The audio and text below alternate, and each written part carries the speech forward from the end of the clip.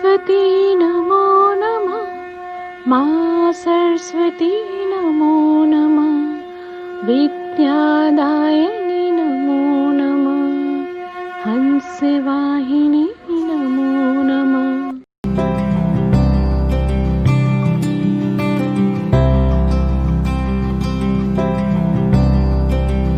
चलिए जी, एक और काम मैं आज आपके साथ करता हूँ। एक छोटा सा काम करता हूँ कि ये जो पूरा चैप्टर जो आपको बहुत हो सकता है फैला फैला सा लगा हो, इतनी सारी बातें आपने इसमें सीखी है, इसकी मैं आपको बेटा एक फटाफट से क्विक रिवीजन भी करा देता हूँ। क्या है कि बहुत सारी अमेंडमेंट है इस चैप्टर में, तो मुझे पूरा यकीन है कि ये अब की बार इस अटेम्प्ट में आपसे पूछा जाएगा, तो एक क्विक रिवीजन करा देता हूँ। आप अपनी बुक में बेटा ये आइएगा, जहां आपका चैप्टर स्टार्ट हुआ था वहां पर मैंने सेक्शन 49 की आपको समरी बना करके दी थी, सेक्शन 49 की। ठीक है जी, अब ये सिंगल पेज चार्ट है, इसमें मैंने आपको इतना सब जो कुछ पढ़ाया उसका मैं फटाफट से आपको समराइज वर्जन वो बोल देता हूं। बेटा जी सेक्शन 49 इसने बात क्या करी थी, पेमेंट की, और इसने हमें बताया था कि एक पर्सन किस तरीके से अपने टैक्स या फिर अदर ड्यूज जो है वो पे कर सकता है। पहला प्रिंसिपल, टैक्स ड्यूज आईटीसी से भी पे हो सकते हैं और कैश से भी पे हो सकते हैं, बट अदर ड्यूज की बात आएगी तो वो कभी आईटीसी से पे नहीं होंगे, वो सिर्फ कैश से पे होंगे। This is the first principle. Am I clear? चलिए जी, फिर उसके बाद जब भी कभी आप कोई भी पेमेंट करेंगे तो गवर्नमेंट आपकी पेमेंट का सारा लेखा जोखा जो होगी बेटा वो हमेशा इन लेजर्स के थ्रू जो होगा वो मेंटेन करेगी। आपकी क्या लायबिलिटी थी, आपने क्या पे किया, किस तरीके से पे किया, गवर्नमेंट जो होगा हमेशा इन लेजर के बेसिस पर आपके साथ जो होगा वो बात करेगी। ई लायबिलिटी लेजर, ई क्रेडिट लेजर, ई कैश लेजर, सेक्शन 49 ने सबके बारे में बेटा आपके साथ जिक्र किया था। साथ में एसोसिएटेड रूल लिख लेते हैं। ई लायबिलिटी लेजर का रूल है रूल 85, ई क्रेडिट लेजर का रूल है बेटा rule 86 and E cash ledger का रूल है अपने पास रूल नंबर 87। ठीक है जी, अब सेक्शन 49 ने क्या क्या बात करी थी बेटा, तो सेक्शन 49 ने स्टोरी अपनी स्टार्ट करी थी ई कैश लेजर से। सेक्शन 49 सब सेक्शन 1 इसने ये बात करी थी कि ई कैश लेजर में आप डिपॉजिट्स कराते हैं, जो पैसा आपको डालना होता है वो आप डिपॉजिट कराते हैं, और डिपॉजिट कैसे कराते हैं, चलान के थ्रू। और चलान के साथ या तो आप इंटरनेट बैंकिंग से पेमेंट करेंगे, या डेबिट क्रेडिट कार्ड से पेमेंट करेंगे, या फिर एनईएफटी आरटीजीएस से पेमेंट करेंगे। क्या आप ओवर द काउंटर भी पेमेंट कर सकते हैं? यस। जब चलान बनाओगे ना उस टाइम पर बता देना आप इसमें से कौन से ऑप्शन को यूज करना चाहते हो। इंटरनेट बैंकिंग ऑथराइज बैंक की होनी चाहिए, debit card credit card authorise bank का होना चाहिए, एनईएफटी आरटीजीएस क्या किसी भी बैंक से करा सकते हो? हाँ, लेकिन स्पेशल पॉइंट क्या था, एनईएफटी आरटीजीएस करानी है तो वो जो फॉर्म होता है मैंडेट वो आप कॉमन पोर्टल पर ही चलान के साथ क्रिएट करेंगे और साथ लेकर के जाएंगे। अच्छा, चलान की वैलिडिटी कितने पीरियड की होती है? 15 डेज के लिए बेटा चलान वैलिड रहता है। 15 डेज के अंदर आपने जो चलान तैयार किया है उसके परसुएंस में आप पेमेंट कर देंगे। ओवर द काउंटर वाले केस में क्या कुछ स्पेशल बात थी? हाँ जी सर, एक स्पेशल बात थी। ओवर द काउंटर उन्होंने पेमेंट अलाउ तो करी थी, पर इसमें उन्होंने रेस्ट्रिक्शन लगा रखी थी। कितनी रेस्ट्रिक्शन लगा रखी थी बेटा? 10,000 रुपए तक की रेस्ट्रिक्शन लगा रखी थी कि आप ओवर द काउंटर चलान के थ्रू 10,000 से ज्यादा का टैक्स किसी पीरियड के लिए जो है वो आप पे नहीं कर सकते। अप टू 10,000 की पेमेंट जो थी वो बेटा आपको अलाउड की गई थी। बहुत बढ़िया। क्या कोई रिलैक्सेशन थे? हाँ बेटा, कुछ स्पेशल केसेस में रिलैक्सेशन थे। नंबर 1, गवर्नमेंट डिपार्टमेंट के लिए रिलैक्सेशन थी, वो कितना भी पे कर सकते थे। नंबर 2, अगर ऑफिसर अपने आउटस्टैंडिंग ड्यूज रिकवरी कर रहा है तो वहां उसे आउटस्टैंडिंग ड्यूज आपसे फटाफट रिकवर चाहिए तो वो आपको ओवर द काउंटर में कोई रेस्ट्रिक्शन अप्लाई नहीं करेंगे। नंबर 3, आपके अगेंस्ट अगर कोई रेड वगैरह हुई थी तो रेड वगैरह के केस में आपको वो परेशान नहीं करेंगे। आप अगर पैसा भरने को तैयार है तो वो आपको कोई रेस्ट्रिक्शन नहीं डालेंगे। ओवर द काउंटर आप कितना भी पे जो है वो कर सकते हैं। Am I clear? तो ये 49(1) ने जो लिखा था और साथ में एसोसिएटेड रूल 87 में जो मेन बातें थी वो सब मैंने आपको बता दी है। इंपॉर्टेंट कंसेप्ट क्या है, जब आप पोर्टल पर चलान क्रिएट करते हैं तो पोर्टल उस चलान का एक नंबर देती है जिसे हम बोलते हैं सीपिन नंबर। ठीक है जी, कॉमन पोर्टल आइडेंटिफिकेशन नंबर। और जब आप उस चलान से एक्चुअल में पेमेंट कर देते हैं तो बैंक पेमेंट रियलाइज करने के बाद वो उस चलान को एक नंबर देता है जिसे हम बोलते हैं सिन नंबर। सीपिन होता था 14 डिजिट का एंड सिन नंबर होता था आपके पास 18 डिजिट का। Am I clear? क्या इस ई कैश लेजर में और कहीं से भी पैसा पहुंचता है? हाँ जी, ये टीडीएस और टीसीएस जो हमारे पार्टीज ने काटे होते हैं वो पैसा भी अल्टीमेटली हमारे ई कैश लेजर में ही ट्रांसफर कर दिया जाता है।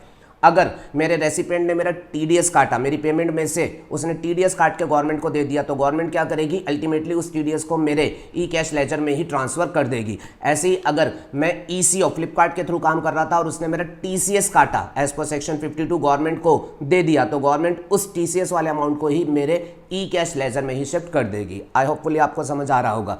चलिए ये बात हो गया ई कैश लेजर में पैसा कहाँ से पहुंचा, यहाँ से पैसा पहुंचा, चालान से पहुंचा या फिर TDS TCS का पैसा यहाँ पर ट्रांसफर किया गया।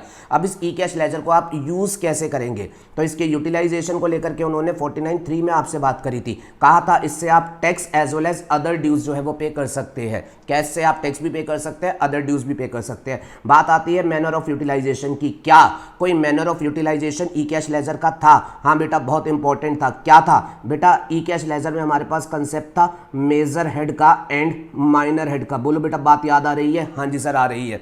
मेजर हेड का मतलब GST, IGST, CGST, SGST, UTGST कौन सा है, और माइनर हेड का मतलब उनके अंदर आप टैक्स पे कर रहे हो, इंटरेस्ट पे कर रहे हो, पेनल्टी पे कर रहे हो, फीस पे कर रहे हो या फिर अदर अमाउंट पे कर रहे हो। नॉर्मल प्रिंसिपल क्या था? आपने जो पैसे जिस मेजर हेड या जिस माइनर हेड में डिपॉजिट कराए हैं आप उसी पर्पस के लिए ही उसे यूज कर पाओगे। जिस भी मेजर हेड या माइनर हेड में आपने पैसे जमा कराए हैं आप उसी पर्पस के लिए ही यूज कर पाओगे। सर दिक्कत आ रही थी? हाँ जी बेटा दिक्कत थी, कोई बात नहीं। उन्होंने बहुत बड़ा बदलाव किया, और वो बदलाव क्या किया? क्या ट्रांसफर कर सकते हो? हाँ जी ट्रांसफर जो था वो अलाउ कर दिया गया। ट्रांसफर अलाउड, ये बेटा लेटेस्ट अमेंडमेंट हुई।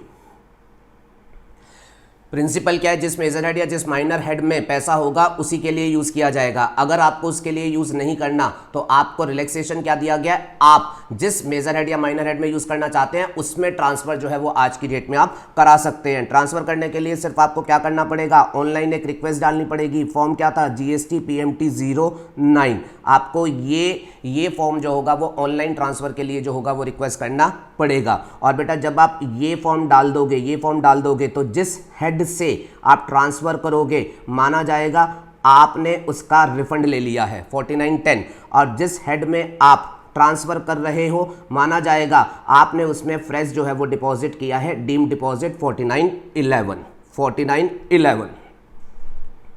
सर एग्जाम में क्या ये सेक्शन 49, 10, 11 ऐसे याद रखना है? नहीं बेटा, एग्जाम में आप बेसिक प्रिंसिपल ध्यान में रखना। लेकिन मेरी कोशिश ये रहती है कि मैं आपके साथ सेक्शन में बात करूं। हो सकता है आप में से कोई बच्चा हो जो इंटेलिजेंट हो और जो इस बात को जो है वो कैप्चर कर सकता हो। तो बेटा ये ई कैश लेजर के सारे इंपॉर्टेंट एस्पेक्ट्स जो थे वो मैंने आपको रिवाइज करा दिए। दूसरा लेजर हमारे पास कौन सा था? ई क्रेडिट लेजर। ई क्रेडिट लेजर, तो ई क्रेडिट लेजर में अब जरा स्टोरी याद करो। ई क्रेडिट लेजर में सेक्शन 49(2) कहता था ई क्रेडिट लेजर में आप अपने ITC अवेल करते हैं। वो ITC आप कैसे बुक करेंगे? तो उसको बेटा ITC आप सेल्फ असेस करोगे और अपनी रिटर्न सबमिट करोगे और उसके थ्रू जो होगा ई क्रेडिट लेजर में आपके जो क्रेडिट हैं वो बुक किए जाएंगे। ई क्रेडिट लेजर में आपकी रिटर्न के बेसिस पर क्रेडिट जो है वो बुक किए जाएंगे। फिर उसके बाद जो क्रेडिट आपने बुक किया है उसका आप यूटिलाइजेशन करोगे। यूटिलाइजेशन किस तरीके से करोगे? तो यूटिलाइजेशन के लिए 49(4) ने क्या बोला? सबसे पहली बात ये सिर्फ टैक्स के लिए यूज होंगे, ये सिर्फ टैक्स के लिए यूज होंगे, अदर ड्यूज के लिए यूज नहीं होंगे। और टैक्स भी कौन सा?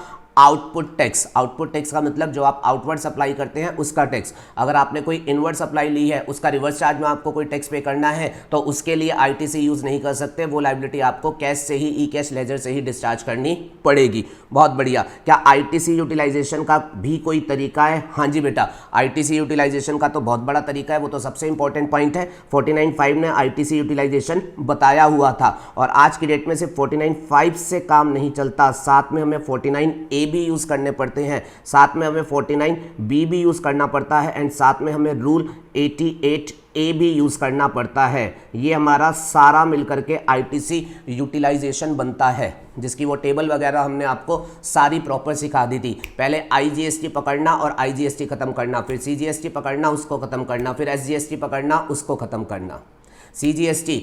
IGST सबसे पहले खत्म होगा और वो कैसे खत्म होगा? उससे IGST पे कर सकते हो और उसके बाद CGST और SGST अपनी मर्जी से पे कर सकते हो।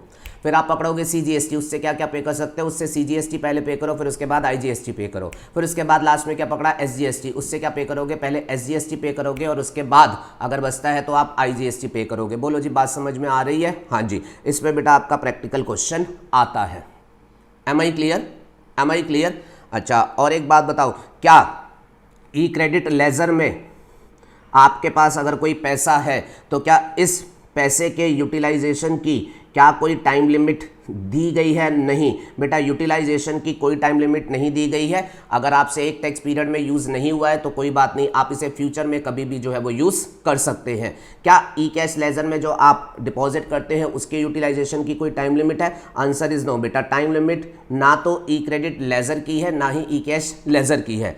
आपने जो पैसा ई कैश लेजर में डिपॉजिट कराया, टेंशन लेने का ही नहीं, यूज़ हो जाए तो ठीक है, नहीं तो अगले टैक्स पीरियड, नहीं तो उसके अगले टैक्स पीरियड, ज़िंदगी के साथ भी ज़िंदगी के बाद भी कभी भी जो है वो आप यूज़ कर सकते हैं। सिमिलरली क्रेडिट को लेकर के भी कभी टेंशन मत लेना कि यूज़ नहीं हुआ, बच गया, कोई बात नहीं, आज नहीं अगला पीरियड, ज़िंदगी के साथ भी ज़िंदगी के बाद भी आप कभी भी यूज़ कर सकते हैं। There is no time limitation, there is no time limitation. ठीक है जी, बड़ा इंपॉर्टेंट प्रिंसिपल था। अच्छा, अब अगली बात सुनो, क्रेडिट के यूटिलाइजेशन का कोई टाइम लिमिटेशन नहीं था, लेकिन क्रेडिट के यूटिलाइजेशन के लिए एक स्पेशल बात जो आपको ध्यान में रखनी है, कभी कभार क्रेडिट का यूटिलाइजेशन आपके लिए ब्लॉक किया जा सकता है। बिल्कुल नया पॉइंट था बेटा, ब्लॉक करने का उन्होंने नया रूल इंट्रोड्यूस किया, रूल 86A, रूल 86A। और 86A का प्रॉपर आपको समराइज चार्ट मैंने आगे वाले पेजेस पर बना करके ही दिया था। अगर कमिश्नर या ऑथराइज ऑफिसर को ये लगता है कि आपके ई क्रेडिट लेजर में कोई क्रेडिट ऐसा है जो कि आपके लिए एलिजिबल था ही नहीं, जो आपने फ्रॉडलेंट बेसिस पर लिया है, तो फिर वो आपके क्रेडिट को ब्लॉक कर सकते हैं। वो एक ऑर्डर पास करेंगे और आपके क्रेडिट को जो होगा वो ब्लॉक कर देंगे। अब ये क्रेडिट ना तो आपको यूज़ करने दिया जाएगा, ना ही इसका आपको किसी तरीके का कोई रिफंड जो होगा वो दिया जाएगा। ये 86A बेटा एग्जाम के लिए इंपॉर्टेंट बन जाता है बिकॉज ऑफ लेटेस्ट। ये कितने टाइम तक ब्लॉक रखेंगे? जब तक ब्लॉकेज से रिलेटेड जो कंडीशन है वो एग्जिस्ट करेगी वो ब्लॉक रखेंगे, लेकिन हाँ 1 साल से ज़्यादा वो ब्लॉक नहीं रख सकते। 1 साल के अंदर अंदर उसे उस क्रेडिट को लेकर के अपना फाइनल स्टैंड लेना पड़ेगा। अगर उन्हें लग रहा है ये बिल्कुल ही गलत क्रेडिट है तो फिर वो रिकवरी मैकेनिज्म पर चले जाएंगे। जो भी कुछ होगा 1 साल के अंदर उन्हें जो होगा वो करना पड़ेगा। Am I clear? Yes sir. अच्छा, और ई क्रेडिट और ई कैश लेजर में एक और खास बात बताओ, अगर मेरे पास ई क्रेडिट लेजर में कुछ पैसा बचा हुआ है और मुझसे वो यूज़ नहीं हो रहा है तो क्या मैं उसका रिफंड ले सकता हूँ? Answer is no. E credit ledger में से रिफंड नहीं मिलते हैं। सर मिलते थे ना? हाँ बेटा बिल्कुल, सिर्फ 2 ही केसेस में मिलेंगे, only in 2 cases. E credit laser से रिफंड जो होंगे वो सिर्फ 2 ही केसेस में मिलेंगे। ई कैश लेजर की अगर बात करोगे तो ई कैश लेजर में कोई रेस्ट्रिक्शन नहीं है, आप फ्रीली रिफंड क्लेम कर सकते हैं इन एनी सिचुएशन। सेक्शन 49(6) ने लिख करके क्लियर कट बोल रखा था, भाई साहब आपके जो भी रिफंड होंगे वो सेक्शन 54 से चलेंगे। और सेक्शन 54 ई कैश लेजर में आपको कोई दिक्कत नहीं देता है, वो कहता है कभी भी उसके रिफंड क्लेम कर सकते हो, आपका पैसा आपने डिपॉजिट कराया, जब मर्जी ले जाओ। पर हाँ, अगर आप आईटीसी के रिफंड की बात करोगे तो आईटीसी का रिफंड सेक्शन 54 कहता है सिर्फ 2 ही केसेस में हम देंगे। कौन से केस थे? Number 1, zero rated supply. अगर आप जीरो रेटेड सप्लाई करते हैं एक्सपोर्ट या फिर एससीजेड को तो रिफंड ले सकते हैं। नंबर 2, अगर आप इन्वर्टेड टैक्स स्ट्रक्चर वाली सिचुएशन में कवर हो रहे हैं तो आप रिफंड क्लेम कर सकते हैं।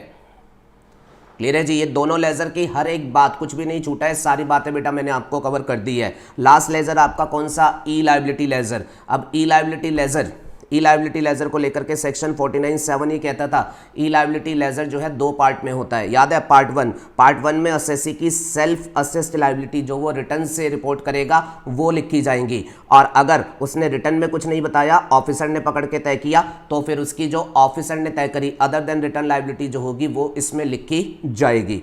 पार्ट 1 सेल्फ असेस लायबिलिटी को शो करेगा एंड पार्ट 2 जो होगी वो उसकी अदर लायबिलिटी को शो करेगा। और असेसी बेटा ये अपनी लायबिलिटी कैसे डिस्चार्ज करता है? तो बेटा असेसी अपनी लायबिलिटीज़ को थ्रू ई क्रेडिट लेजर और ई कैश लेजर जो है वो डिस्चार्ज करता है। और बेटा क्या लायबिलिटी डिस्चार्ज करने का कोई पैटर्न होगा? आपकी सेल्फ असेस लायबिलिटी भी है और आपकी ऑफिसर वाली लायबिलिटी भी है, तो क्या कोई उसका ऑर्डर ऑफ डिस्चार्ज होगा? हाँ जी, आपको बताया गया था सबसे पहले आप अपनी सेल्फ असेस लायबिलिटी जो आपने खुद से रिपोर्ट कर रखी है उसको खत्म करेंगे, फिर सेकेंड ऑर्डर पर आप अदर लायबिलिटीज जो आपकी हैं ऑफिसर द्वारा तय की गई हैं आप उसको जो होगा वो डिस्चार्ज करेंगे। And last point, self assess liability में आपकी पुरानी अगर कोई लायबिलिटी है तो वो पहले डिस्चार्ज होगी, फिर उसके बाद नई वाली जो लायबिलिटी है वो डिस्चार्ज होगी। अगर आपकी 3 महीने की सेल्फ असेस लायबिलिटी आपकी पेंडिंग है तो फिर आप पहले सबसे पुराने महीने की, फिर उसके पुराने महीने की और फिर उसके बाद करंट वाले महीने की डिस्चार्ज करेंगे। ये था बेटा सेक्शन 49(8).